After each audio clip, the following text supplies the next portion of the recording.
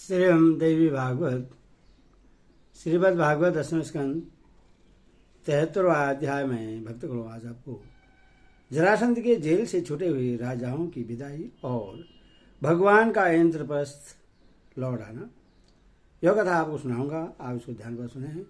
और भक्तगणों, आपसे निवेदन है कि आप भक्ति माँ भगवती चैनल को लाइक एंड सब्सक्राइब जरूर करें। कैसे भगवान आपका कल्याण करेंगे, कथा सुनिए।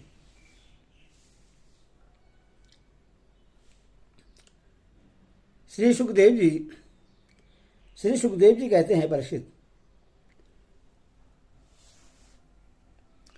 श्री सुखदेव जी कहते हैं, परीक्षित, जरासंध ने अनिहासी 20,800 राजाओं को जीतकर पहाड़ों की घाटी में एक किले के भीतर कैद कर रखा था। भगवान श्री कृष्ण के छोड़ देने पर जब वे वहां से निकले तब उनके शरीर और वस्त्र मैले हो रहे थे। वे भूख से दुर्बल हो रहे थे और उनके मुंह सूख गए थे।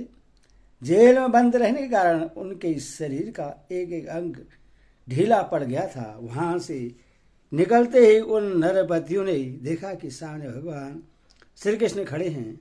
वर्षाकालीन मेघ के समान उनका सावला सलोना शरीर है और उस पर पीले रंग का रेशमी वस्त्र फहरा रहा है।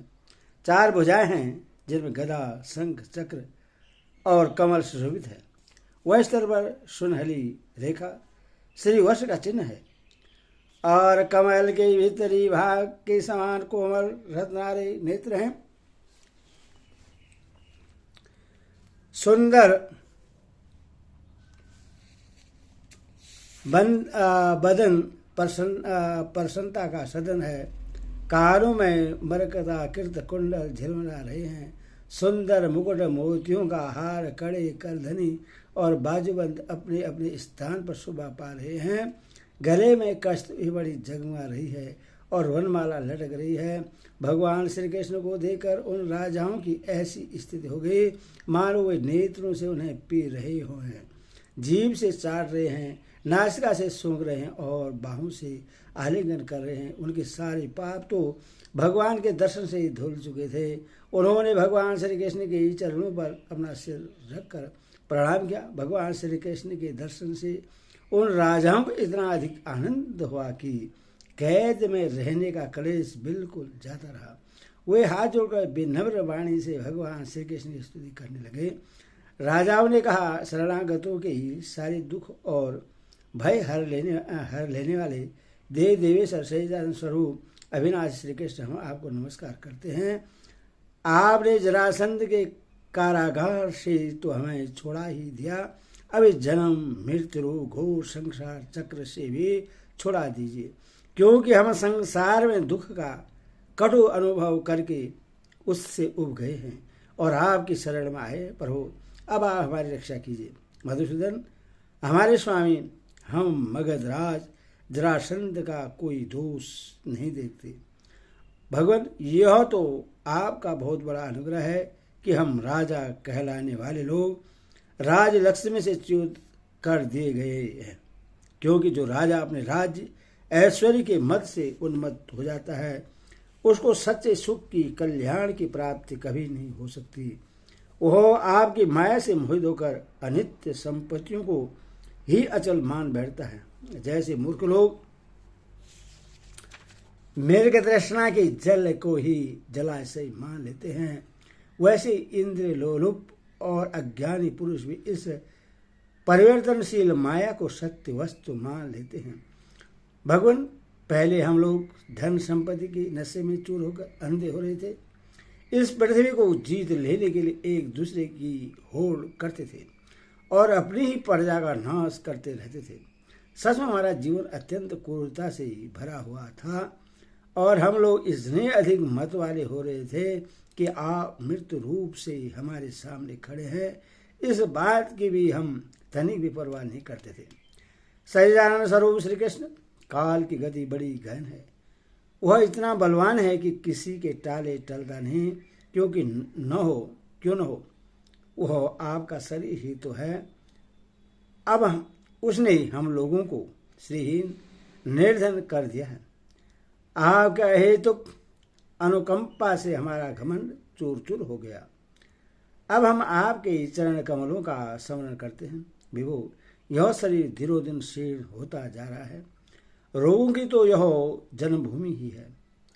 अब हमें इस शरीर से भोगे जाने वाले राज्य की अभिलाषा नहीं है, क्योंकि हम समझ गए हैं कि यह मृग तृष्णा के जल के समान सर्वदा मिथ्या है।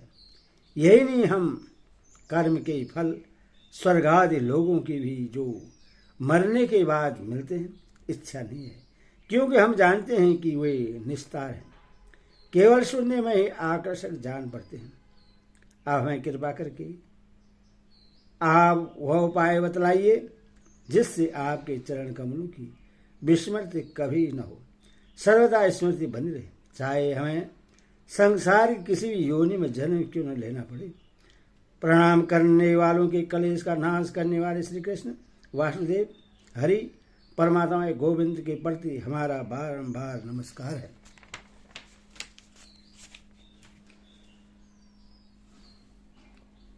श्री सुखदेव जी कहते हैं, परीक्षित, कारागार से मुक्त राजाओं ने जब इस प्रकार करुणा वर्णनालय भगवान श्री कृष्ण स्तुति की, तब शरणागत रक्षक परहुरे बड़ी मधुर वाणी में उनसे कहा।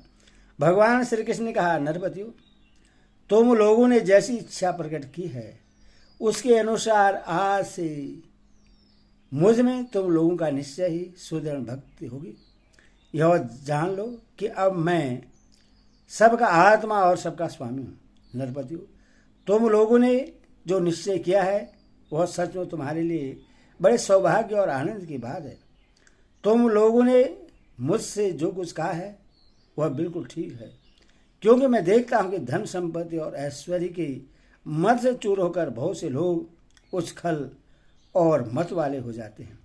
हय, नहुष, वैन, रावण, नरकासुर आदि अनेकों देवता दैत्य और नरपति श्रीमत के कारण अपने स्थान से पथ से च्युत हो गए। तुम लोग यह समझ लो कि शरीर और इसके संबंधी पैदा होते हैं, इसीलिए उनका नाश भी अवश्यभावी है। अतः उनमें आसक्त मत करो।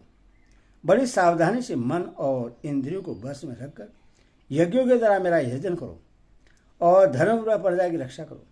तुम लोग अपनी वंश परंपरा की रक्षा के लिए भोग के लिए नहीं संतान उत्पन्न करो और पारबंध के अनुसार जन्म मृत्यु सुख दुख लाभ हानि जो कुछ भी प्राप्त हो उन्हें समान भाव से मेरा प्रसाद समझकर सेवन करो और अपना चित्त मुझ में लगाकर जीवन बिताओ। देह और देह के संबंधियों से किसी प्रकार की आसक्ति न रखकर उदासीन रहो। अपने आप में आत्मा में ही भ्रमण करो और भजन तथा आश्रम के योग्य व्रतों का पालन करते रहो। अपना मन भली भांति मुझ में लगाकर अंत में तुम लोग मुझ ब्रह्म स्वरूप को ही प्राप्त हो जाओगे। श्री सुखदेव जी कहते हैं, परीक्षित, भुवनेश्वर भगवान श्री कृष्ण ने राजाओं को यह आदेश देकर उन्हें स्नान आदि कराने के लिए बहुत से स्त्री पुरुष नियुक्त कर दिए। परीक्षित, जरासंध के पुत्र सहदेव से उनको राजोचित वस्त्र आभूषण माला चंदन आदि दिलवाकर उनका खूब सम्मान करवाया। जब वे स्नान करके वस्त्र आभूषण से सुसज्जित हो चुके तब भगवान ने उन्हें उत्तम उत्तम पदार्थों का भोजन करवाया और पान आदि विविध प्रकार के राजोचित भोग दिलवाए। भगवान श्री कृष्ण ने इस प्रकार उन बंदी राजाओं को सम्मानित किया। अब इस समस्त कलेशों से छुटकारा पाकर था कानों में झिल मिलाते हुए सुंदर सुंदर कुंडल पहनकर ऐसे शोभायमान होने जैसे वर्षा ऋतु का अंत हो जाने पर तारे। फिर भगवान श्री कृष्ण ने उन्हें सुवर्ण और मणियों से भूषित एवं श्रेष्ठ घोड़ों से युक्त रथों पर चढ़ाया, मधुर वाणी से त्रिवृत किया और फिर उन्हें उनके देशों को भेज दिया। इस प्रकार उदार शिरोमणि भगवान श्री कृष्ण ने उन राजाओं को महान कष्ट से मुक्त किया। अब वे जगतपति भगवान श्री कृष्ण के रूप गुण और लीलाओं का चिंतन करते हुए अपनी अपनी राजधानी को चले गए। वहां जाकर उन लोगों ने अपनी अपनी प्रजा से परम पुरुष भगवान श्री कृष्ण की अद्भुत कृपा और लीला कह सुनाई और फिर बड़ी सावधानी से भगवान के आज्ञानुसार वे अपना जीवन व्यतीत करने लगे। पर इस प्रकार भगवान श्री कृष्ण भीमसेन के द्वारा जरासंध का वध करवाकर भीमसेन और अर्जुन के ईशान जरासंध नंदन सह देव से सम्मानित होकर इंद्रप्रस्थ के लिए चले। उन विजयी वीरों ने इंद्रप्रस्थ के पास पहुंचकर अपने अपने शंख बजाए, जिससे उनके इष्ट मित्रों को सुख और शत्रुओं को बड़ा दुख हुआ। इंद्रप्रस्थ निवासियों का मन उस संग ध्वनि को सुनकर खिल उठा। उन्होंने समझ लिया कि जरासंध मर गया और अब राजा युधिष्ठिर का राजसु यज्ञ करने का संकल्प एक प्रकार से पूरा हो गया। भीमसेन, अर्जुन और भगवान श्री कृष्ण ने राजा युधिष्ठिर की वंदना की और वह सब कृत्य कह सुनाया जो उन्हें जरासंध के वध के लिए करना पड़ा था। धर्मराज युधिष्ठिर भगवान श्री कृष्ण की इस परम अनुग्रह की बात सुनकर प्रेम से भर गए। उनके नेत्रों से आनंद के आंसू की बूंदें टपकने लगी और वे उनसे कुछ भी कह न सके। हरि ओम तत्सत। हरि ओम।